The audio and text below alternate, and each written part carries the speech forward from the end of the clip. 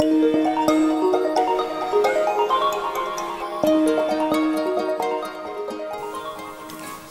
afternoon, President Clausen, members of the Executive Board, colleagues, students, ladies and gentlemen. It's both an honor and a pleasure for me to be back on this campus and in this very beautiful town. This is my third visit, and I have to say it feels like home to me.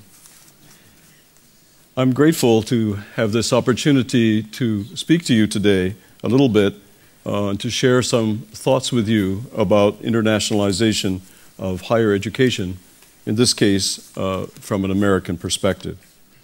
And in particular, I'd like to look at the distinctive approach taken by Stenden in the development of its international branch campuses and programs in Qatar, South Africa, Bali, and Bangkok. Today, one of the hottest trends in American higher education is what we call comprehensive campus internationalization. This is a relatively new phenomenon for us, and it is described by many of us as a rather recent innovation in American education. Professor John Huzik, an American colleague and friend of mine at Michigan State University, recently wrote a report about campus internationalization. And he refers in particular to comprehensive internationalization as an emergent imperative, one embraced only in the past few years by many U.S. institutions of higher education.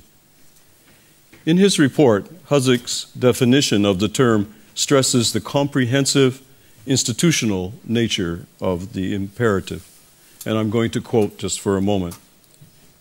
Professor Huzik says, comprehensive internationalization is a commitment confirmed through action to infuse an international and comparative perspective throughout the teaching, research, and service missions of higher education. It shapes institutional ethos and values and touches the entire higher education enterprise. It is essential that it be embraced by institutional leadership, governance, faculty, students, and all academic service and support units. It is an institutional imperative, not just a desirable possibility. Comprehensive internationalization not only impacts all of campus life, but the institution's external frames of reference, partnerships, and relations. The global reconfiguration of economies, systems of trade, research and communication, and the impact of global forces on local life dramatically expand the need for comprehensive internationalization and the motivations and purposes for driving it. Note that the thrust of this trend is within the university itself.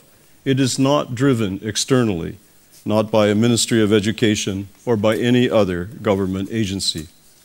Moreover, it is prompted by the recognition that many other U.S. institutions, indeed many institutions around the world, also see internationalization as a critical competitive advantage in the increasingly global environment of higher education.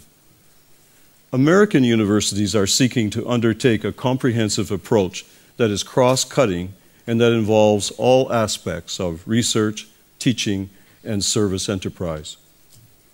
What are the elements of comprehensive internationalizations in terms of institutional actions? Another colleague, Dr. Francesco Mariejo, director of the Consortium for North American Higher Education, recently opined that, and I quote, internationalization of higher education is no longer just about the mobility of students and signing of international memoranda of understanding.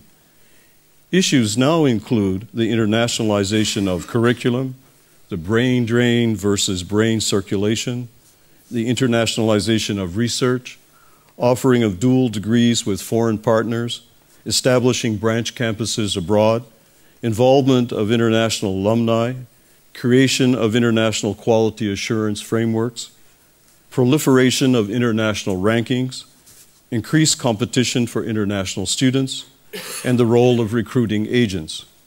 These are just a few of the many changes that higher education is experiencing in a globally interconnected world. Until relatively recently, when the internationalization trend took off and became something of a fad in the United States, internationalization was typically limited in our country to our receiving international students on our campuses. In other words, it was something of a one-way street. The United States welcomed every year more than 500,000 students, but regrettably could not even manage to send 100,000 students overseas out of a pool of almost 20 million. This provoked one of our Japanese colleagues to, in writing about this, to write an article entitled, "The United States loves to teach but hates to learn." Needless to say, he wasn't very welcome in the US after that article came out. But actually, he was quite right, and this caused us to reflect a little bit on what we were doing. So this one-way street was not just a part of our lack of mobility as far as encouraging our students to study abroad, but also the vast majority of our faculty also lacked an international interest. Our curricula lacked global content, and our faculty, as I mentioned, were not very international in their teaching or in their research. Moreover, research in the United States itself, generally speaking, was not very international in its orientation, since we assumed at that time we were on the cutting edge in all disciplines. Well, what brought about the change, this recent change in the US? Very briefly, I will point to three main factors. The first, of course, is globalization. The process of flattening that you all know about and have read in Thomas Friedman's work. He famously described this reshaping in many profound ways of the worlds of business, technology, communication, and very belatedly, higher education. I don't need to elaborate on this factor, it's so well known to you, in explaining the push towards comprehensive campus internationalization. The second factor is the so-called Great Recession, which since 2008 has increasingly constrained U.S. institutional resources, while at the same time, paradoxically, forcing students to change their perspectives and to think increasingly in terms of global labor markets and international opportunities. Thus, our students and our institutions have been obliged to revisit the portfolio of knowledge and skills that our graduates are expected to acquire in preparation for a career in the present era, whether it be in the United States and increasingly abroad. Like Dutch higher education, American higher education is ultimately pragmatic. Thus, for example, with the rapid emergence of China, we see much larger numbers of our students interested in studying Mandarin and taking Asian studies courses. And U.S. institutions, which are very market-driven, are very quick to oblige. Many of the students at my own campus, for example, in Buffalo, come from the local region, a region which has struggled economically for many years and therefore offers slim prospects for good jobs in the future. Increasingly mindful of the global market, more of our students enter higher education aware that they may not find employment in their hometowns or in their home states, and indeed, increasingly, they cannot find employment in the country as a whole. Last spring, we had our annual commencement at which we graduate our students, and for the first time I saw something I had never seen before in the eyes of young Americans, and that was fear. For the first time, I saw students who were not optimistic and excited about their future. Many of them who had recently been promised jobs had those job offers rescinded as the recession continued to deepen. And for the first time, many young students came to my office and said, "Professor, can you help me to get a job overseas?" This is a phenomena which we have not known in our contemporary history. These same students are also demanding in a way that is new to us. They begin to demand that we teach more Asian languages when we were focusing mostly on Western European languages. They begin to demand study abroad opportunities and internships in Asia, Latin America, and so on. So across the entire curriculum, there is a demand to update and reorient what we teach to better prepare our students with foreign languages and global and cross-cultural skills so they will be able to compete in what is increasingly a global market for labor.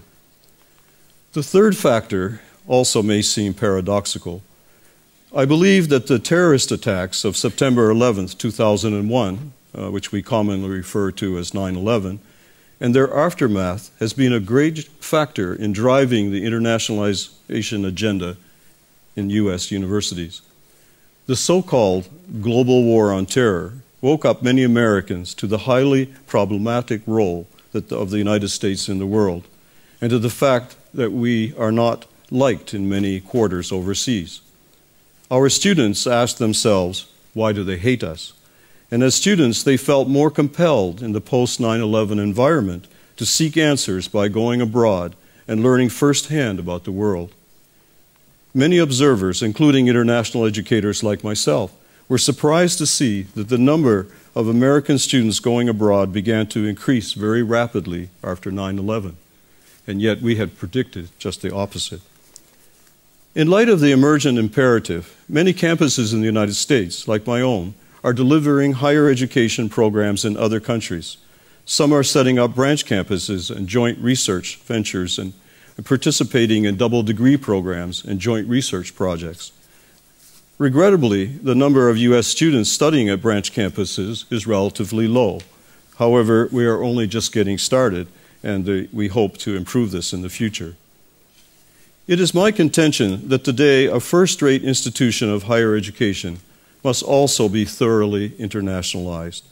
In particular, it must do an excellent job of ensuring that students become globally competent through the acquisition of other languages and cross-cultural skills, a breadth and depth of general education that makes them familiar with the larger world and with global issues.